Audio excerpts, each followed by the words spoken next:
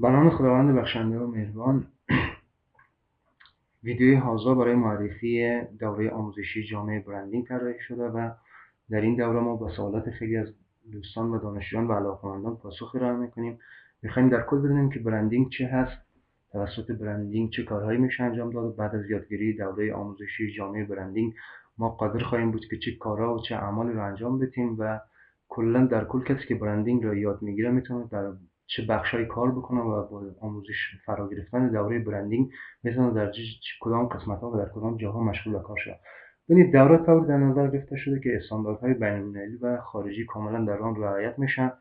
شما میتونین بعد از فراگیری دوره کاملا طراحی را به اندازه استانداردهایی که در اروپا و آمریکا رعایت میشه به اندازه رعایت کنین. سبک‌های خیلی جدید طراحی در اینجا تدریس میشن، مثل سبک‌های مثل مینیمالیسم، سبک‌های مثل کلاسیک، مثل مدرن، مثل گرانج، مثل فیوچریستیک. متدها و روش‌های پیشرفته طراحی مثل گرید سیستم بیس، مثل متد ریسرچ متد بیس، مثل متدهای کانستراکتیو و همچنین مودهای طراحی مثل مودهای لایت مود، مودهای دارک مود، مودهای مونوکور، مودهای فول کلور مود. همه اینا طراحی تدریس میشن و شما روانشناسی رنگ ها، روانشناسی فرم ها، روانشناسی خطوط یاد میگیرید. میخواید از این به بعد آشنا میشید که چه رنگی رو در چه بخش استفاده بکنید. حتی مثلا هر طراحی که شما انجام میدین فرق نمیکنه شما چه طراحی کامل هویت بصری یک برند انجام میدین یا طراحی بخشای دیگر انجام میدین. هر برنامه‌ای که پیش روی شما میگذاره رو باز میکنید، شما رنگ ها، فرم ها، خطوط، انواع فوندها، تایپوگرافی، همه اینا رو میشناسین و متوجه میشین که چگونه طراحی بکنین و چگونه رنگ ها و خطوط و فرم ها رو استفاده بکنین. ببینید در طراحی در دوره طراحی هویت بصری برند ما به چی اشاره میکنیم؟ کلا هر آنچه که مربوط به تبلیغات یک شرکت میشه، چه از لحاظ مربوط دیداری میشه، چه از لحاظ چاپی، چه از لحاظ دنیای دیجیتال، مربوط میشه به طراحی هویت بصری. از جمله طراحی لوگو، طراحی ست اداری که در ست اداری شما بزنس کارت، سربرگ‌ها، استعلام‌ها، پاکت‌های نامه، فولدرهایی که اسناد اون نگهداری میشه و تمام وسایل چاپی که مربوط به مکاتبات اداری میشه شما طراحی میکنید. پترن ها رو اونجا طراحی میکنید که اون پترن ها در جاهای مختلفی استفاده میشه برای یک برند، مثل روی بسته‌بندی هایی که یک محصولی که یک شرکت داره، مثل صفحات وب و اجتماعی برای برند ساخته میشن، روی مثلا پاکت های نامه، روی فولدر هایی که در اداره استفاده میشه، روی یونیفرم کارمندان اونجا استفاده میشن. شما بعد از یاد میگیرید که چگونه بسته‌بندی ها رو طراحی بکنید، چگونه موشن گرافیک دیزاین انجام بدین، یعنی عناصر گرافیکی برای یک برند ساخته شده و رو در سطح دنیای وب و دیجیتال چگونه اونها رو به حرکت درآورید.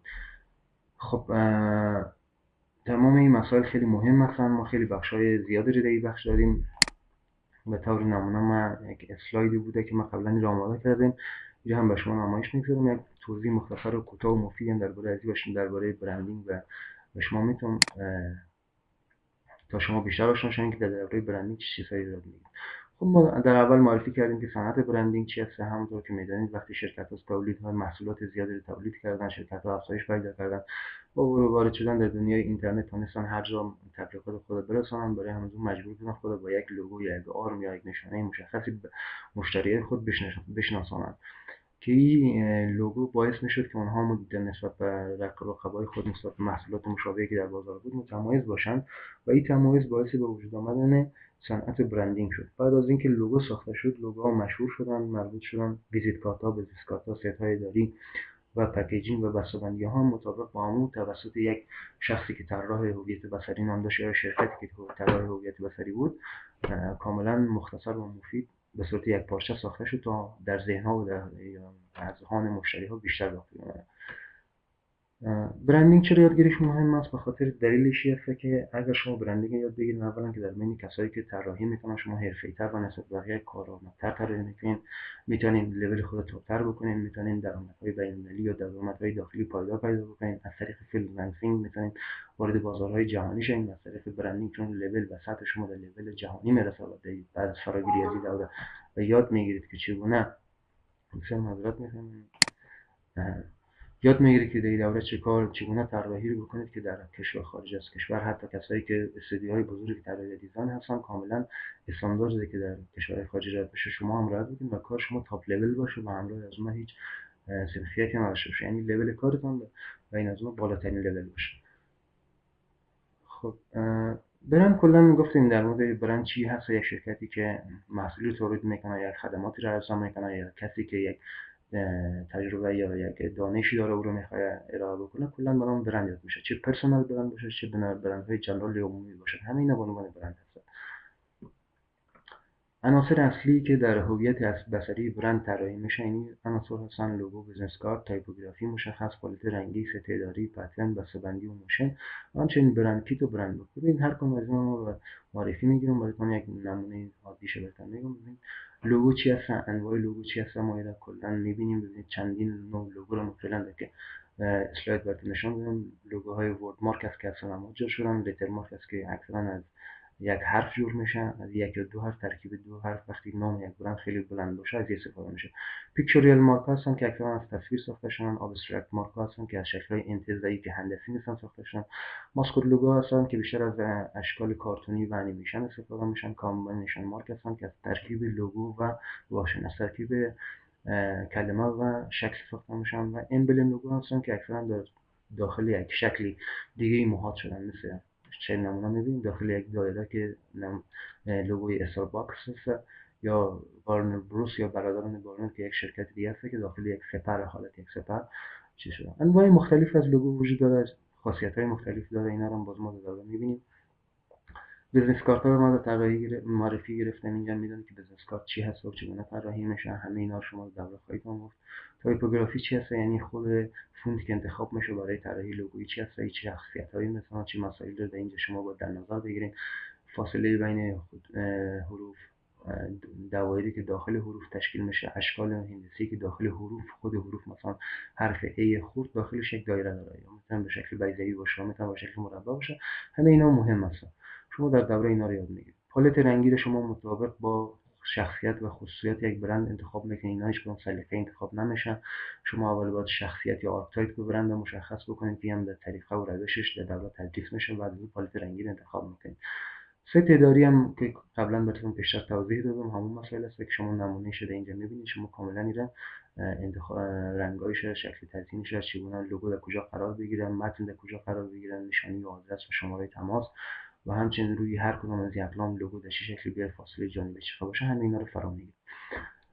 این بخش پترن هست یا همون الگوهایی هست که در جاهای مختلف استفاده میشه. اینا هم نظر به خود شخصیت یا آرکتایپ برند و همچنین مشخصاتی که در مورد برند وجود داره، احساساتی از او، همه اینا در نظر گرفته میشه و اینا دیزاین میشه.